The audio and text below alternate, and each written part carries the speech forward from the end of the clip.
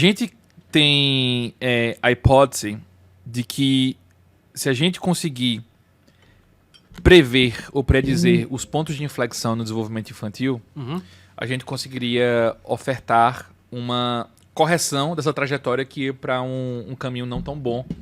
E dessa maneira a criança tem uma oportunidade maior quando chegar essa vida adulta. E a gente entende... Vou te interromper porque acho que queria passar um gancho daquilo que você falou. Acho que isso é um ótimo exemplo. Assim, por que você está fazendo isso e não só resolvendo a fome?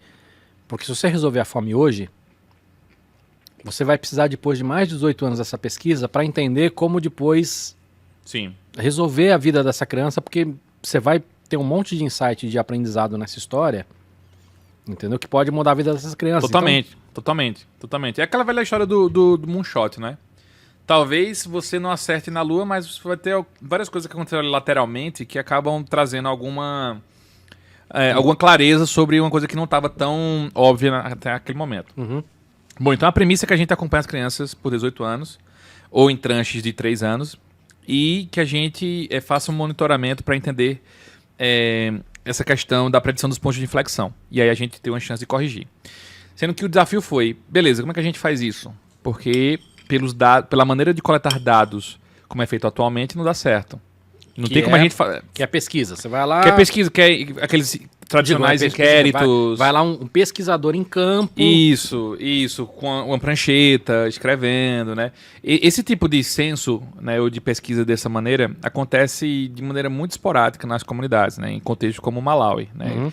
Entre, sei lá, a cada 5 anos, a cada 7 anos. Então, são informações que têm um impacto temporal muito importante para esse nível de pesquisa. Então, o nosso desafio foi, como é que a gente consegue entender se existe uma microvariação no padrão de desenvolvimento infantil que a gente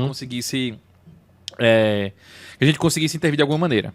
E para isso, a gente decidiu entender que fazer isso, ao invés de coletar dados em baixa frequência, fazer isso coletando dados em alta frequência. Então, o que é que significa isso? Eu sempre gosto nas minhas apresentações de mostrar a mesma imagem capturada em 60 FPS e em 120 FPS. Né? A quantidade de detalhes que a gente consegue encontrar na segunda é muito maior. Né? Porque a gente tem uma frequência maior de dados ali entrando. Então é a mesma coisa quando a gente está falando dessa pesquisa. Se a gente consegue ter uma frequência maior dos dados, a gente consegue entender se existe essa microvariação do padrão e aí consegue construir as hipóteses ou entender os desfechos que estão relacionados a isso. Beleza, então resolvemos o método como a gente fazer isso, mas o que a gente coleta especificamente?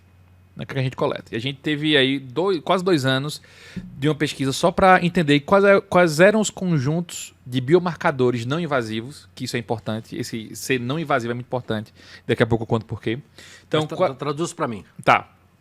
Biomarcador sangue é um biomarcador, qualquer fluido corporal pode ser considerado como biomarcador.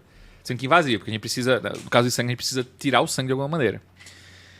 O Malawi é um país que tem questões sociais, normas sociais e percepções coletivas muito peculiar.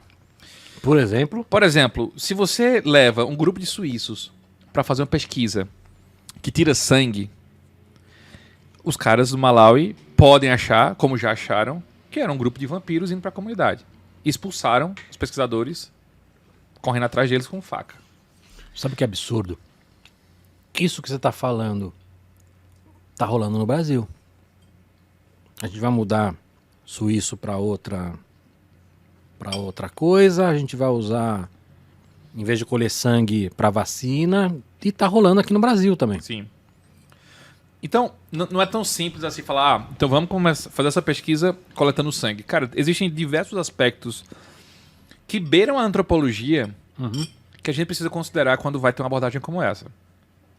Então, dessa maneira, a gente percebeu, vamos evitar então trabalhar com qualquer coisa que crie a mínima ameaça de um entendimento pela comunidade não adequado. E vamos fazer isso focando em biomarcadores não invasivos. Então, a gente percebeu que seria um pouco arriscado, ou muito arriscado, a gente partir para uma abordagem de coleta de sangue.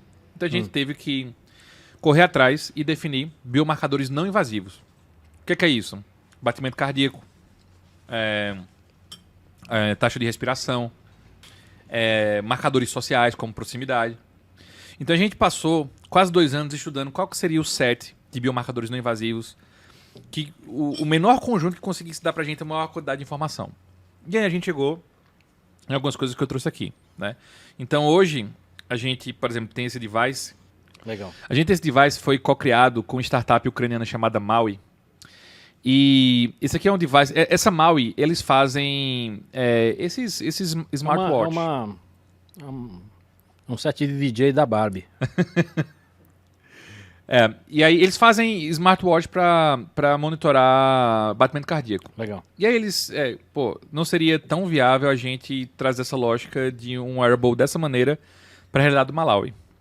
Principalmente para criança. Então, o que foi que a gente fez? A gente co-criou com eles, né? Eles produziram, a gente fez algumas sugestões. Eles produziram esse pad aqui. Então, a criança vai e repousa seus polegares aqui. E isso aqui já transmite em tempo real o dado de batimento cardíaco e da variação desse batimento cardíaco para o tablet que o agente de saúde utiliza. Tá, mas vamos lá. Essa criança, ela tá colhendo isso de quanto tempo? Uma vez por semana. Essa coleta é semanal. E esse dado fica armazenado aí até o tablet pegar? Isso. Na verdade, ele já transmite para o tablet, porque é feito conjuntamente. Tá. Né? Existe um agente de saúde que é treinado, e esse agente de saúde... Mas que é um treinamento, imagino, muito mais fácil, que é o cara... Muito mais fácil. Aprender ali a lidar com o tablet e ver se colheu ou não colheu. Isso. E assim, a gente também embedou aqui esse sensor PPG, que ele também pega taxa... ele pega a saturação de oxigênio. Uhum. Então a gente tem 2 biomarcadores num só device. Para aquelas crianças que são muito pequenas, a gente utiliza um par de eletrodos que é atachado nos pulsos. A gente conecta aqui via USB e coloca isso no pulso da criança. Tá, um bebezinho, por exemplo. A gente faz isso. Enquanto a criança está usando isso, ela também usa esse outro wearable aqui, que é um wearable de mercado, é o famoso Muse, né? Inclusive, a Interexon, a fábrica, é parceira nossa, ela doou vários Muse pra gente levar pra pesquisa. Bem legal. A galera tá usando isso muito para fazer... É o princípio, para fazer meditação guiada. Então, foi criado para isso. É mindfulness, né? Exatamente. Sendo que, sabe qual é o nosso lance lá? A gente quer ressignificar isso aqui. A gente quer ressignificar wearables que foram desenvolvidos por um propósito, não vou dizer elitista, mas não um propósito de impacto social, e quer destravar o potencial que isso aqui tem de mudar vidas em vilas rurais da África, por exemplo. É que hoje, pós-pandemia ou durante pandemia, a questão de saúde mental também é muito relevante, né? Então, talvez isso tenha mudado um pouco. Mas eu entendo o que você está dizendo. De talvez pegar coisas que têm um nascimento talvez mais ainda topinho da pirâmide ali, né? Até porque o cara que vai fazer meditação não necessariamente vai comprar um aparelho desse, porque não é barato. Exatamente. Então, quando a gente tem essa combinação de biomarcadores... Tá, mas vamos lá. Você está pegando ali batimento cardíaco, você está pegando... oxigenação no sangue. Isso. E está pegando esse... Aqui eu pego algo que seria o eletroencefalograma, certo? O ECG, né? EEG. Então a gente faz essa combinação, e a partir dessa combinação, alinhada a outras informações que a gente coleta, por exemplo, a gente tem lá uma parte do projeto que é ligação. Então a gente tem um robô que liga para os pais e para as mães e pergunta se na semana anterior alguém na casa teve algum sintoma. Então a gente tem uma combinação em diversos canais de dados, né? Ou via wearables ou via esse tipo de intervenção, e a gente combina esses dados e tenta fazer uma inferência sobre se ele está indicando alguma situação que poderia ser relacionada a uma possível doença e que isso poderia interferir lá no ponto de inflexão que a gente está buscando. Sendo que isso não dá para observar 1 mês, ou 6 meses, ou 1 ano. Isso precisa ser uma coisa contínua, para poder a gente ter uma relevância nos dados, né? Sim. E aí por isso que eu estou te falando, a gente passou muito tempo validando não só a parte técnica ou da premissa de pesquisa, do biomarcador, etc. e tal, mas da aceitação também. Uhum. E foi um trabalho muito intenso que a gente fez lá de aceitação, a ponto que eu posso te garantir hoje que, até onde eu sei, até esse momento, a gente nunca teve uma rejeição de alguma mãe ou de algum pai que negou utilizar um device desse no filho. E a gente não... Eu não digo isso porque a gente está omitindo deles alguma informação. A gente é o mais claro possível, a gente tem intérpretes que falam em Chichewa, que é o idioma que eles falam nas vilas, e as pessoas ficam entusiasmadas.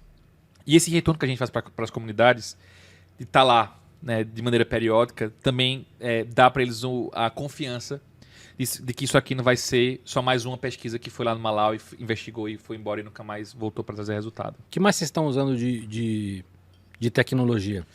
Bom, além desse device que a gente tem aqui, existe um outro que é um beacon. Esse aí é um pouco mais conhecido, porque é um projeto open source, sendo que o firmware que roda dentro desse beacon é feito pelo ISI, que é uma instituição de pesquisa em Turim, na Itália. O professor Tiro Catuto é o inventor do firmware que a gente usa.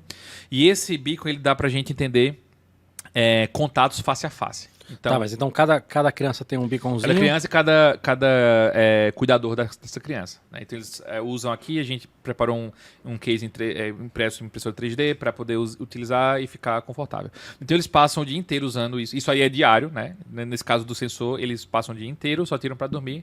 Quando acordam, colocam de volta. E a bateria dura 15 dias. Então eles colocam isso e a gente faz o tracking desses contatos toda vez que eles ficam a 1 metro de distância, face a face. O que a gente usa com esse dado? A gente consegue, primeiro, ter uma estrutura da rede social na vila.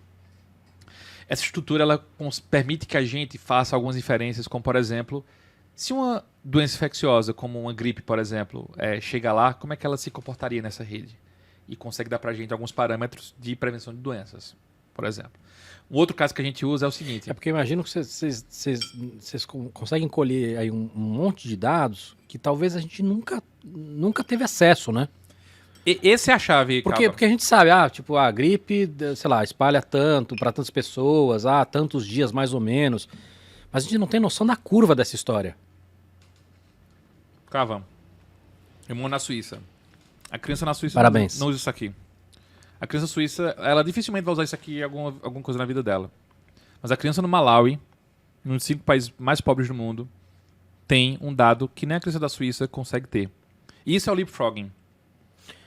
Essa é o leapfrogging real. Esse é o salto de usar a tecnologia realmente para... Exatamente. Entende? Então tem muito dessa pegada que a gente quer ressignificar essas tecnologias para que elas de fato tragam um impacto social de verdade.